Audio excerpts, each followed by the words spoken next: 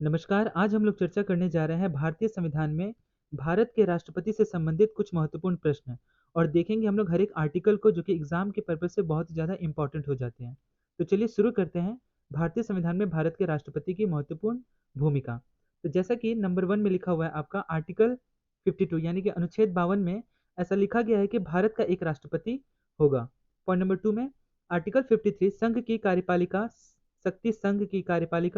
शक्ति राष्ट्रपति में निहित होगी और वह इसका उपयोग स्वयं प्रत्यक्ष रूप से अथवा अपने किसी अधीनस्थ अधिकारी के माध्यम से करेगा। वापस एक बार पढ़ते हैं कि संघ की जो कार्यपालिका जो शक्ति होगी वह राष्ट्रपति में निहित होगी और वह इसका उपयोग स्वयं प्रत्यक्ष रूप से अथवा अपने किसी अधीनस्थ अधिकारी के माध्यम से करेंगे। पॉइंट नंबर 3, वह भारत में रक्षा बलों का सर्वोच्च सेनापति होता है, कमांडर इन चीफ होते हैं। पॉइंट नंबर 4, हालांकि राष्ट्रपति केवल एकमात्र संवैधानिक प्रधान या टिटुलर प्रमुख है, डे जुर प्रमुख या नॉमिनल कार्यपालिका प्रधान अथवा प्रतीकात्मक प्रधान होता है।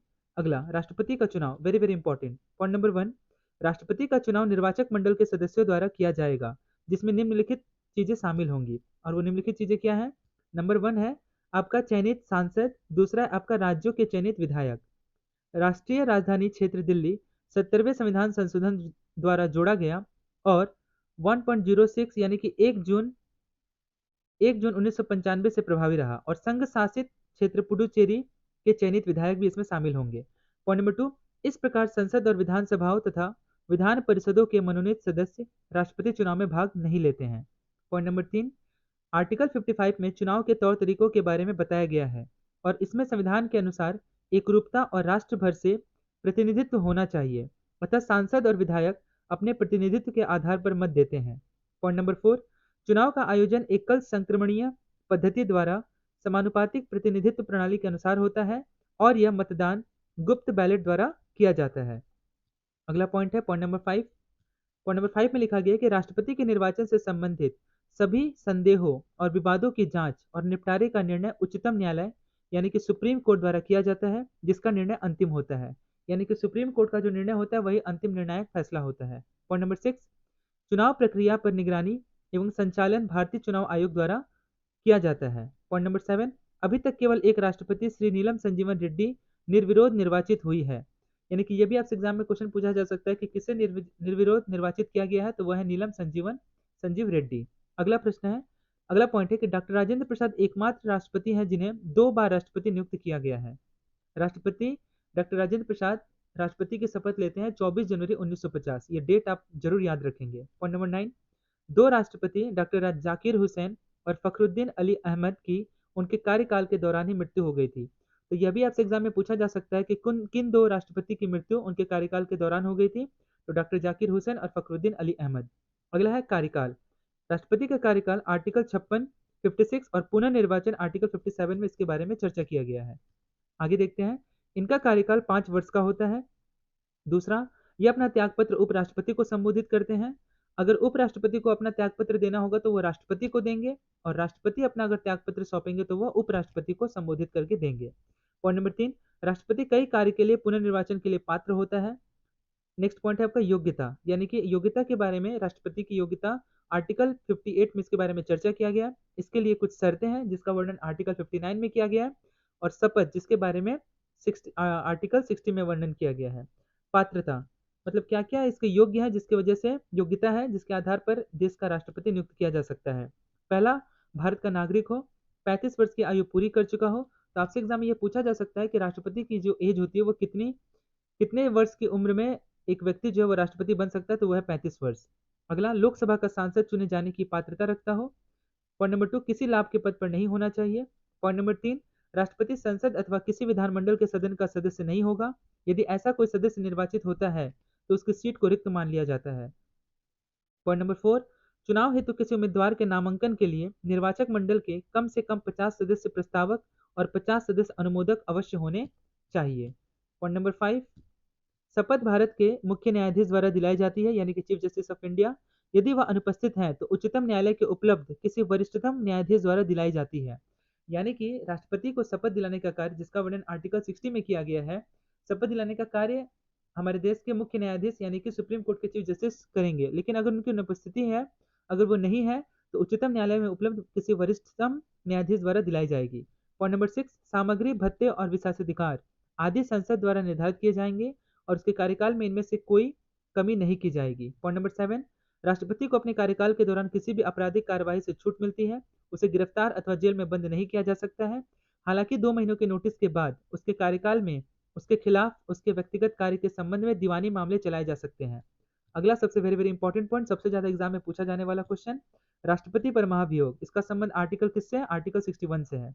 पॉइंट नंबर 1, संवैधानिक उपबंध द्वारा राष्ट्रपति को उसके पद से औपचारिक रूप से हटाया जा सकता है। पॉइंट नंबर 2, यह संविधान के उल्लंघन करने पर महाभियोग का प्रावधान है, हालांकि संविधान में कहीं भी इस शब्द का स्पष्टीकरण नहीं किया गया है।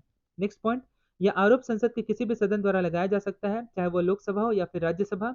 हालांकि इस प्रकार के किसी प्रस्ताव को लाने से पहले राष्ट्रपति को 14 दिन पहले इसकी सूचना दी जानी चाहिए।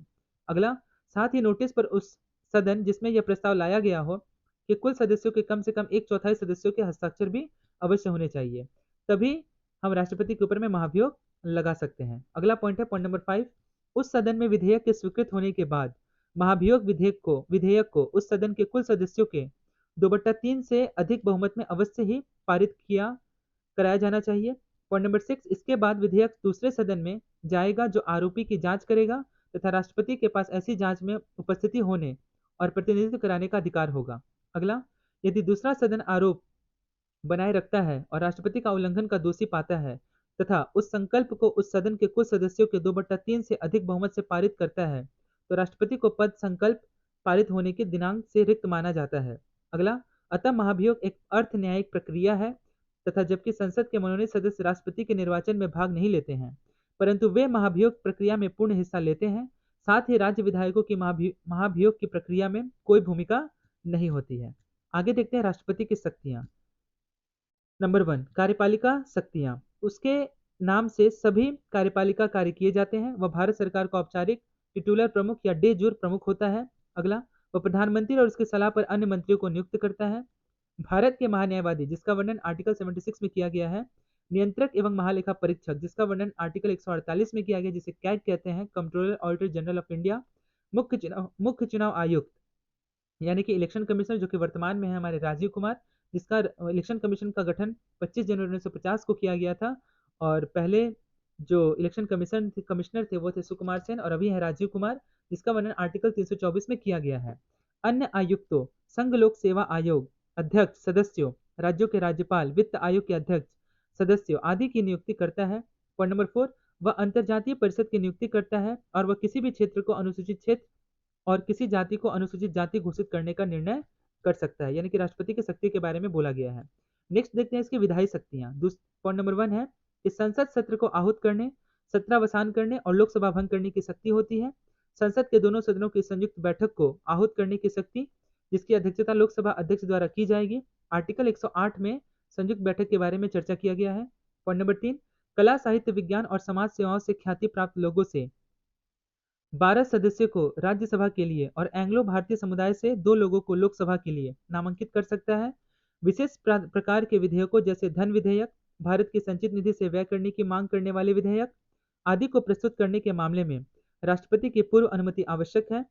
अगला, वह विधेयक पर अपनी राय को रोक सकता है, विधेयक को विधायिका में लौटा सकता है या फिर पॉकेट में रख सकता है। पॉइंट नंबर 6, वह संसद के सत्र में न होने पर अध्यादेश पारित कर सकते हैं। अगला पॉइंट है पॉइंट नंबर 7, वह वित्त आयोग, कैग, लोक सेवा आयोग आदि की रिपोर्ट को संसद के समक्ष रखता है। बिना राष्ट्रपति की अनुमति के किसी अनुदान का आवंटन नहीं किया जा सकता है। साथ ही वह केंद्र और राज्यों के मध्य आय के बंटवारे के लिए प्रत्येक 5 वर्ष में एक वित्त आयोग का गठन करता है। न्यायिक शक्तियां। पॉइंट नंबर 1, मुख्य न्यायाधीश तथा उच्चतम एवं उच्च न्यायालय के अन्य न्यायाधीशों की नियुक्ति करते हैं। पॉइंट नंबर 2, विधि के किसी भी प्रश्न पर उच्चतम न्यायालय से सलाह लेते हैं। पॉइंट नंबर 3, वह क्षमादान इत्यादि दे सकता है। आर्टिकल 72 में राष्ट्रपति के क्षमादान के बारे में लिखा गया है। आपातकालीन शक्तियां। पॉइंट नंबर 1, राष्ट्रीय आपातकाल, जिसका वर्णन आर्टिकल 352 में किया गया है। और राष्ट्रीय आपातकाल अब तक हमारे देश में 3 बार लगा है। 1962 इंडो चाइना वार, 1971 इंडिया और आपका ईस्ट पाकिस्तान वार, जिसमें बांग्लादेश को हम लोगों ने विजय बनाया और वह देश के रूप में नामित हुआ। 1971 फिर से वापस से डिस्कस कर देते हैं। 1962 इंडो चाइना वार, 1971 इंडिया और ईस्ट पाकिस्तान वार, और एक आपका 1975 1975, जिसमें आपका इंदिरा गांधी ने 25 जून 1975 को आपातकाल की घोषणा की थी। ठीक है, ये भी आप ध्यान में रखेंगे। दूसरा है आपका राष्ट्रीय शासन, ये अनेक बार लग चुका है, जिसका वर्णन आर्टिकल 356 में किया गया है। और तीसरा है वित्तीय आपातकाल, या इसका वर्णन आर्टिकल 360 में किया गया है, और यह अभी तक हमारे देश में नहीं लगा है। आगे बढ़ते हैं। पॉइंट नंबर 5, वीटो शक्ति यानी कि वीटो पावर। भारत के राष्ट्रपति के पास निम्न 3 वीटो शक्तियां होती हैं। पहला, पूर्ण वीटो, विधेयक पर अपनी अनुमति को रोके रखना, इसके बाद विधेयक समाप्त हो जाता है और एक अधिनियम नहीं बन पाता। उदाहरण, 1954 में डॉक्टर राजेंद्र प्रसाद ने पेप्सो विनियोग विधेयक पर अपनी मंजूरी रोक रखी थी, तथा 1991 में श्री आर वेंकट रमन ने सांसदों के वेतन भत्ते विधेयक पर अपनी मंजूरी रोक दी थी। पॉइंट नंबर 2, निलंबित वीटो, विधेयक को पुनर्विचार के लिए वापस भेजना। 2006 में राष्ट्रपति डॉक्टर एपीजे अब्दुल कलाम ने लाभ के पद विधेयक पर निलंबित वीटो का प्रयोग किया था। हालांकि राष्ट्रपति विधेयक पर विधायिका के पुनर्विचार के लिए केवल एक बार ही विधेयक लौटा सकते हैं। पॉइंट नंबर 3, पॉकेट वीटो, राष्ट्रपति को भेजे गए किसी विधेयक पर कोई कार्रवाई नहीं करना। संविधान में ऐसी कोई समय सीमा निर्धारित नहीं की गई है जिसके अंदर राष्ट्रपति को विधेयक पर अपनी अनुमति अथवा हस्ताक्षर करना अनिवार्य है, अतः उसके पास अमेरिकी राष्ट्रपति की तुलना में बिगर पॉकेट है। 1986 में राष्ट्रपति ज्ञानी जैल सिंह ने भारतीय डाकघर संशोधन विधेयक पर पॉकेट वीटो लगाया था। नेक्स्ट पॉइंट है आपका, ध्यान देने योग्य बातें हैं कि राष्ट्रपति के पास संविधान संशोधन विधेयक के संबंध में कोई वीटो शक्ति नहीं होती है, यानी कि अमेंडमेंट करने का अधिकार उन्हें नहीं होता है। वह ऐसे विधेयक को अनुमोदित करने के लिए बाध्य हैं। पॉइंट नंबर 6, अध्यादेश बनाने की शक्ति, जिसका वर्णन आर्टिकल 123 में किया गया है। यह भी एग्जाम में पूछा जाने वाला सबसे ज्यादा क्वेश्चन है। पॉइंट नंबर 1, संसद के दोनों सदनों अथवा किसी एक सदन के सत्र में नहीं होने पर राष्ट्रपति द्वारा अध्यादेश जारी किया जा सकता है। पॉइंट नंबर 2, अध्यादेश का संसद की पुनर्बैठक के 6 सप्ताह के भीतर अनुमोदन प्राप्त करना अनिवार्य होता है। पॉइंट नंबर 3, अतः अध्यादेश का अधिकतम जीवन काल जो होता है वह 6 माह या फिर प्लस 6 सप्ताह होता है। पॉइंट नंबर 4, वह केवल प्रधानमंत्री की अध्यक्षता वाली मंत्रिपरिषद की सलाह पर अध्यादेश जारी कर सकता है। पॉइंट नंबर 7, राष्ट्रपति की क्षमादान शक्ति, जिसका वर्णन आर्टिकल 72 में किया गया है। राष्ट्रपति के पास संघीय कानून अथवा किसी कोर्ट मार्शल या मृत्यु दंड के मामले में दंडित किसी व्यक्ति के दंड को माफ करने, रोक लगाने, बदलने, लघुकरण करने और विराम देने की शक्ति होती है। अगला, यह एक कार्यपालिका शक्ति है और राज्यपाल के पास आर्टिकल 161 के अंतर्गत ऐसी शक्तियां हैं। हालांकि राज्यपाल मृत्युदंड और कोर्ट मार्शल के मामलों में दखल नहीं दे सकता है। अगला, राष्ट्रपति इस शक्ति का उपयोग केंद्रीय कैबिनेट के परामर्श पर करता है। पॉइंट नंबर 8, राष्ट्रपति की विवेकाधीन शक्तियां, प्रधानमंत्री की नियुक्ति, जब लोकसभा में किसी भी पार्टी को कोई स्पष्ट बहुमत प्राप्त ना हो अथवा प्रधानमंत्री के कार्यकाल में मृत्यु होने पर तथा कोई उचित उत्तराधिकारी ना होने पर। अगला, लोकसभा का विश्वास मत हासिल न कर पाने पर केंद्रीय कैबिनेट को निलंबित करने की शक्ति। तीसरा, मंत्रिपरिषद द्वारा लोकसभा में बहुमत खोने पर लोकसभा भंग करने की शक्ति। चौथा, विधेयकों के संबंध में निलंबन वीटो शक्ति का प्रयोग। एक चीज आप ध्यान रखिएगा कि लोकसभा को भंग किया जा सकता है लेकिन राज्यसभा को भंग नहीं किया जा सकता है। तो इस प्रकार राष्ट्रपति से संबंधित जितने भी महत्वपूर्ण टॉपिक थे उन सभी टॉपिक के बारे में मैंने चर्चा कर दिया। आप हो सके तो इसको इस वीडियो को एक बार और अच्छे से देख लीजिएगा, ये आपको आसानी से समझ में आ जाएगा। अगर समझ में नहीं आया तो आप कमेंट कीजिएगा, मैं उस कमेंट का आंसर दूंगा। आज के लिए इतना ही। उम्मीद करता हूँ कि आपको अच्छे से समझ में आया होगा। बहुत बहुत धन्यवाद।